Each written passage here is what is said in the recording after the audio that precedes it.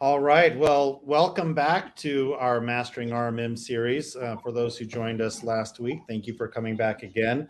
I think we mentioned last time that uh, each one of these, you're going to start seeing additional parts, members of our product management team, of our education team, of our partner success team. And today we're joined by Akalesh and Scott, who are going to go through mastering PSA integrations. We have another PSA session tomorrow.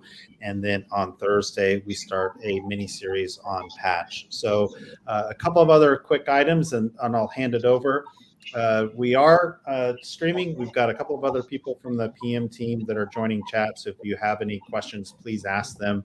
Last session, we got well over 60 or so questions. We couldn't get to them all, but we did spend some time and answered each one of them and posted them onto virtual communities. So we'll do the same thing here. If you have a number of questions, we're just not able to get to them, please make sure to ask them, and we'll post the answers to that. So with that, let me turn it over to you, and thank you for joining us again today. Yeah. Okay. Uh, Thank you, Jason. Good morning, good afternoon, everyone. So I am Akhilesh. So I am the product owner for the RMM PSA integrations. So me along with Scott, my colleague. So we are going to talk about the RMM PSA integration today. So for PSA integration, we have two sessions lined up, as Jason mentioned. So I'll be talking about the in today's session I'll be talking about the RMM and PSA integration setup and how to map it to get maximized in terms of efficiency. And the second session is scheduled for tomorrow, in which we are going to talk about the troubleshooting steps, or what are the best practices we have for PSA integration. So as you might be aware, so the PSA integration is the bridge which connects the two solution, RMM solution and the PSA solutions, in terms in terms of settings or configurations user configure here. So you can find the PSA integration settings in the admin page, which is present under the admin page at the left navigation in the SEO portal. After clicking on admin, you have to find the PSA integration page under integration section, which is option which is there. So first step in the whole setup for setting up the RMM to PSA configuration is the authorization section.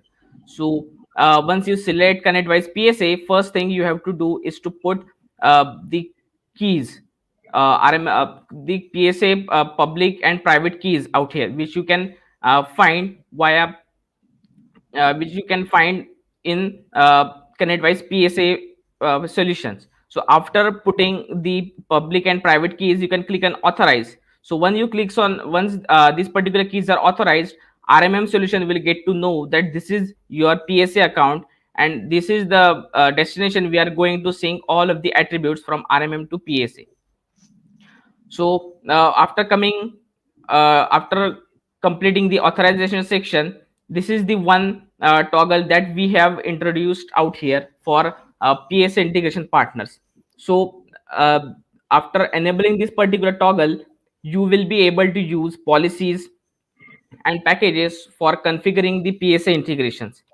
So why policies? So you might be using policies for whole different types of configurations. So you might be using policies for patching, you might be using policies for communicator. So a whole lot of configurations can be done via policies section. So hence we recommend every partner to use this particular toggle and use policies for configuring their configurations for PSA integrations as well. Then in the second slides, I'll talk about the policies in depth out here. So in policies, you have to select sites as the category. So you might be using policies with devices as categories for patching and communicator. But here for PSA configurations, you have to select sites and then type as ConnectWise PSA configurations. So with this particular policy, you will be able to configure the ticket, asset, couple of billing sync configurations, contact and notification section from the single policy. So once the policy is created, the next step anyone has to do is to create a package and include that particular PSA policy in that package. So in this case, we recommend everybody to have a default package. In that package, you should add the PSA policy, so that in case if any site is left without mapping the package, so that that default package will take care of that particular sites, and the PSA configurations or the settings which are configured in this particular policy will be applied to those particular endpoints which are present in that site. So first thing out here is the ticket sync configurations. So after enabling the ticket sync toggle, you will be able to configure your service board for so your service board and ticket sync node type. So in earlier configurations or the legacy configurations also, you might be having these particular things configured. So similar things you have to do in this particular policy configuration as well. So the users who are using PSA might know that service board concept in PSA refers to the bucket which holds the tickets. So you have to select the service boards which you want, where you want to sync your tickets. Second thing is, how do you want to sync your tickets? So are those tickets nodes you want to sync as discussion nodes or internal nodes? So those particular types of configurations can be configured out here in the policies section. So the one box which I have highlighted in the second image is the block incoming ticket sync option. So this particular option was not available in the earlier configuration type. So we have introduced this particular improvement with the policies release. So if you do not want to sync your incoming tickets into our system, you can simply turn on that toggle and our system will not sync the incoming tickets into RMM. So I'll be demoing this particular thing via policies as well. So in this particular ticket sync configuration, first you have to configure your service board ticket nodes, and then you have to configure your ticket priority mapping from RMM to PSA and PSA to RMM ticket priority mapping. So this particular mapping is crucial because from this particular mapping, our system will know in case a ticket is created as a high or a critical tickets in PSA, what should be the destination ticket priority mapping we should sync into. So that particular information our system gets via this particular mapping configuration. Then the second configuration which is present under the PSA policy is the asset sync. So as of now, we support the sync of managed server or the workstation and the backup devices from RMM to PSA. So asset sync is a one-way sync and ticket sync is a two-way sync for PSA integration. So here you can select what all configuration item attributes you want to sync from RMM to PSA. So after clicking on the option out here, you will be able to see all the attributes that we are syncing from RMM to PSA. You can choose and select whatever fields you want to sync from RMM to PSA, and those particular fields only we will be syncing into your PSA configuration items. Along with that, we have a device deduplication option also present in the asset sync configuration. So after selecting the settings out here, you can stop on creating duplicate devices into your ConnectWise PSA solution. So yeah, I'll be demoing the policies live for you guys.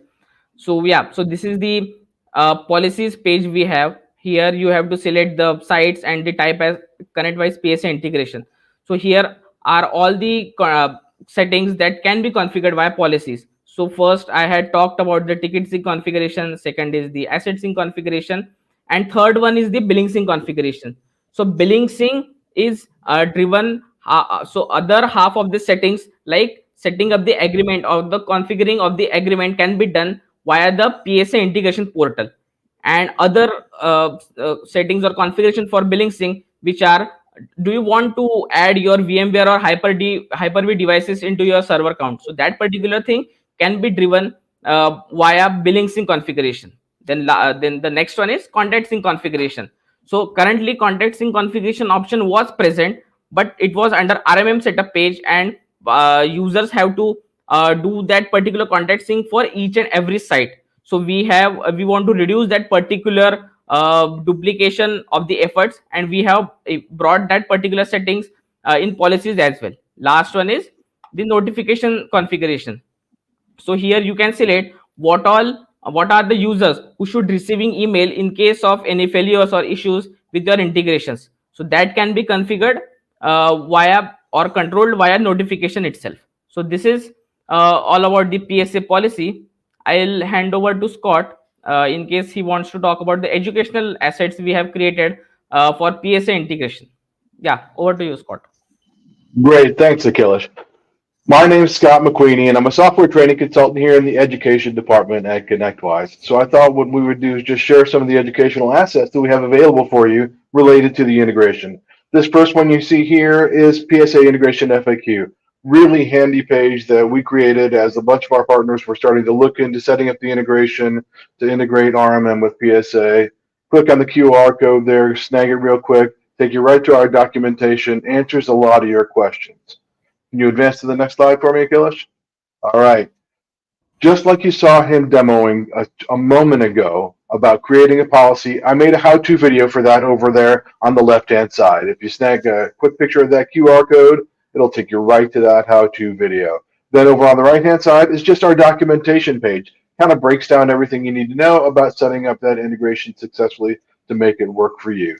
Fantastic assets out there for you guys. If you take a look at them, watch the video, look at the documentation, it'll serve you well. Thanks, Yeah, Gilish.